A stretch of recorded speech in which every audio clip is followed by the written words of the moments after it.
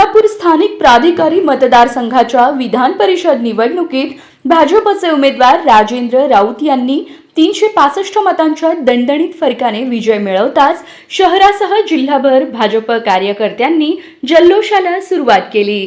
मतमोजणीच्या सुरुवातीपासूनच राऊत आघाडीवर असल्याने कार्यकर्त्यांमध्ये उत्सुकता होती। अधिकृत निकाल जाहीर होताच नियोजन भवन परिसरात आणि भाजपच्या विविध कार्यालयांबाहेर आनंदोत्सव साजरा करण्यात आला। कार्यकर्त्यांनी एकमेकांना मिठाई भरवत विजयाचा आनंद व्यक्त केला। ढोल ताशांच्या गजरात घोषणाबाजी करण्यात आली। अनेक ठिकाणी गुलालाची उधळण करून कार्यकर्त्यांनी जल्लोष केला। भाजपच्या झेंड्यांसह विजय मिरवणुका काढण्यात आल्या। राऊत समर्थकांनी फटाक्यांची आतिषबाजी करत आनंद व्यक्त केला।